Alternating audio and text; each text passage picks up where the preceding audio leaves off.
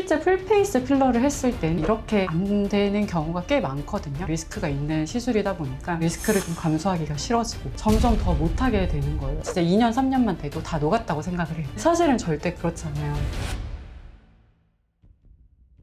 저희 병원 같은 경우에는 이제 줄 서서 시술을 받고 있지만 다른 병원 같은 데는 하루에 한 명 필러 시술을 할까 말까 하는 병원들이 굉장히 많아요. 그래서 이거에 대해서 오늘 얘기를 한번 해볼까 하는데, 우리나라에서 필러를 이제 활발하게 했던 시기가 혹시 언젠지 아세요? 2, 3년 되지 않았어요? 2, 3년? 우리나라에서 필러 시술이 가장 많이 폭발적으로 증가했던 때는 지금부터 한 10년 전, 15년 전쯤인데, 그때 이제 국산 필러가 막 나왔거든요. 필러 가격이 많이 떨어지니까 필러를 받겠다는 사람들도 되게 많이 생겼고, 그때는 진짜로 병원에 정말 줄을 서가지고 이제 강남역에서 시술을 많이 받았었다고 해요. 그 시장 자체는 엄청나게 커졌거든요. 근데 필러 자체를 하는 사람이 되게 많이 줄어든 게 체감으로 좀 느껴진다고 해요. 필러를 하는 의사 자체도 진짜 많이 줄어들었고, 얼굴 전체에 다 이제 풀페이스 필러를 할 줄 아는 의사 자체가 정말 많이 줄어들었어요. 그래서 그 이유가 뭘까 이제 대해서 생각을 해보면, 일단 첫 번째는 우리나라 사람들의 안목이 되게 높아졌어요. K-뷰티 워낙 유명하잖아요. K-뷰티가 인기가 많은 이유가 뭐냐, 되게 한 듯 안 한 듯 자연스럽게 메이크업을 하는 게 유행을 했는데, 우리나라 사람들의 시술 취향도 그런 식으로 바뀌었어요. 부자연스러운 걸 당연히 이제 엄청 싫어하게 됐죠. 소위 말하는 그 강남 언니상 싫어하는 사람들이 많이 생겼고, 논문에서 페이셜 오버필드 신드롬이라는 용어로 지칭될 정도로 선입견을 가진 얼굴이 등장을 하게 됐어요. 두 번째로는 의사들도 이제 필러를 하기를 싫어하게 됐는데, 필러가 이제 생각보다 굉장히 어렵거든요. 다른 시술에 비해서는 좀 리스크가 있는 시술이다 보니까 그런 리스크를 좀 감수하기가 싫어지고, 그리고 사람들도 안 하고 싶어 하고, 그럼 더 안 하잖아요. 점점 더 못하게 되는 거예요. 그러다 보니까 필러 하는 의사도 줄고 필러를 하는 사람들도 줄고, 이런 게 생겼어요. 실제 풀페이스 필러를 했을 때는 아까 이제 말씀드렸던 그런 강남 언니 상이 되는 게 아니라 자연스럽고 인위적이지 않으면서 내 결점만 딱 보완하는 그 정도의 모양이 나와야 되는데, 실제로 이렇게 안 되는 경우가 꽤 많거든요. 다시 한번 보시면 이마가 이제 좀 많이 톡 튀어나와 있고, 콧대가 이제 좀 넓어져 있고, 웃었을 때 이 앞광대가 너무 올라와서 눈이 작아질 정도로 앞광대가 많이 들어가 있고, 턱끝이 이제 거의 마녀턱처럼 되게 경계가 지면서 볼록 나와 있는 그런 모양이 보이고, 입술 같은 경우에 약간 진짜 소세지 같은 느낌도 들고 오리 같은 느낌도 들고,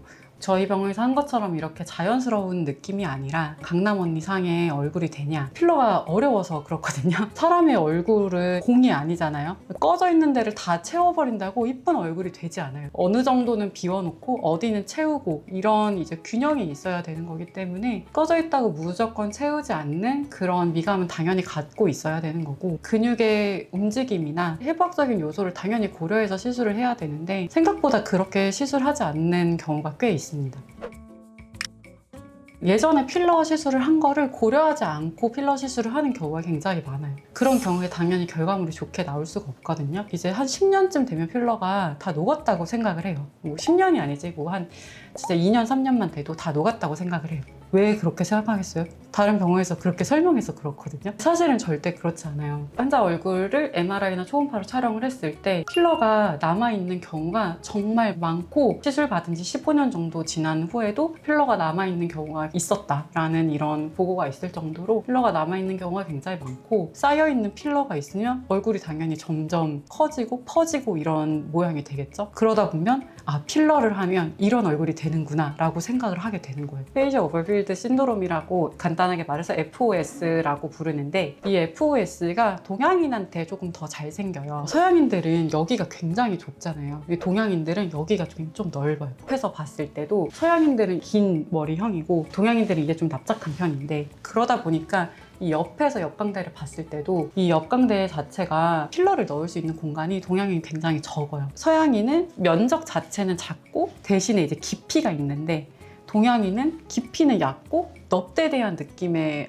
앞광대를 갖고 있는 거예요. 그렇기 때문에 꽉 채웠을 때 서양인과 다른 결과가 나올 수 있고, 그리고 서양인들은 안구가 약간 들어가 있고 콧대도 훨씬 더 코뼈가 많이 나와 있고 하잖아요. 이런 이제 중안부 부분을 채울 때 서양인들은 양을 꽤 많이 채워도 어색하거나 하지 않아요. 오히려 걔네들은 많이 채워줘야 꺼진 것이 커버가 되는데 동양인들은 사실 소량만 넣어도 커버가 되는 경우가 많고 필러가 쌓여서 쌓이면 쌓일수록 더 엽대대한 얼굴이 되는 거거든요. 그러다 보면 요게 필러가 이제 덩어리채로 그냥 쌓여가지고 이렇게 웃을 때 이게 통째로 올라가면서 눈이 작아지는 거예요. 애교살도 작아지고 그러다 보면 이제 이상한 결과가 나오게 되겠죠. 골골대라고 부르는 부분이 있어요. 근육 주머니 같은 부분이 있는데 이 부분이 동양인이 서양인보다 조금 더 낮은 데에 있어요. 그러다 보니까 중안부가 좀 더 긴 느낌이라고 해야 되나? 윗 입술 비교한 사진인데 흑인 같은 경우에는 이게 좀 굉장히 많이 나와 있고 동양인은 중간이고 서양인은 이게 굉장히 좀 납작해요. 그렇기 때문에 서양인들은 입술 필러를 할 때 말린 걸 좀 잡아주면서 볼륨을 주면 윗입술이 이렇게 들어가 있던 게 필러를 이렇게 펼쳐지면 훨씬 더 동안으로 보이고 모양이 개선이 되거든요. 근데 동양인은 그렇지가 않아요. 조금만 필러를 과하게 해도 입술이 약간 오리같이 튀어나와 보인다거나 할 수가 있고 저도 이제 외국 의사들 필러하는 영상을 많이 보거든요. 외국인 분들 필러하는 영상을 보고 참고하기도 하는데 그거를 이제 그대로 쓰진 않거든요. 개량을 해서 좀 쓰고 있는데 주비덤이라는 필러 회사에서 MD 코드라는 가이드라인을 또 내고 레스틸렌에서는 G 플랜이라고 이런 가이드라인까지 되게 자세하게 나와요. 훌륭하신 원장님들이 다 모여서 만든 가이드라인이라 굉장히 근거 수준이 높고 좋은 가이드라인이긴 하지만 그대로 따라서 하면 당연히 안 되거든요. 필러를 좀 처음 하시거나 하는 분들이 잘 모르니까 그러면 난 이거 그대로 따라해야지 하고 시술을 하는 경우가 꽤 있단 말이에요. 그러다 보면 동양인의 얼굴에 맞지 않는 그런 필러 시술이 될 수가 있는 거죠. 그렇기 때문에 안 그래도 동양인이 아까 제가 말씀드린 골격적인 그런 이유로 그런 FOS가 잘 생길 수가 있는데 이러한 요즘 현상까지 좀 겹쳐져서 이제 점점 사람들이 필러를 좀 꺼려하게 되고 감사하게도 저희 병원을 찾아오긴 하지만 어쨌든 그런 지금 현재 상황이 좀 그런 것 같다라는 생각을 갑자기 들어서 그런 얘기를 한번 하게 됐어요. 그러면 필러를 안 하면 되지 않냐라고 생각을 하실 수도 있는데 밸런스를 맞춰서 볼륨을 쉐입을 다듬을 수 있는 거는 사실 필러만한 게 없거든요. 콜라겐 부스터가 요즘에 너무너무 종류가 많잖아요. 그런 것들을 많이 하면서 필러를 좀 적게 하는 추세가 생기기도 했는데 볼륨이 이제 필러만큼 당연히 생기진 않고 볼륨 자체도 필러보단 적고 모양 자체도 이제 필러처럼 정교하게 다듬지 못하다 보니까 얼굴을 전체적으로 디자인을 할 때 꼭 필요하다고 생각이 들고 오래된 필러는 한 번씩 녹이는 거를 꼭 추천을 드려요. 예를 들어서 뭐 이마, 코, 턱 이런 데는 이제 모양이 좀 잡혀 있어야 되니까 좀 딱딱하게 필러가 있어야 되는데 이게 오래되면 필러의 물성이 바뀌어요. 그러면 볼이나 이런 데 있는 필러처럼 말캉말캉해지는 거예요. 5년, 6년 했으면 걔가 그냥 할 수 있는 역할을 다 한 거거든요. 그래서 그때는 걔를 녹이고 그 새 필러로 좀 갈아 껴주는 게 필요합니다. 히알라제 자체에 대한 이제 공포를 가지신 분도 많은데 사실 필러 녹이는 게 나쁜 게 절대 아니거든요. 우리가 나이가 들면 얼굴 골격이 많이 바뀌어요. 골격이 좀 줄어드는 부분도 있고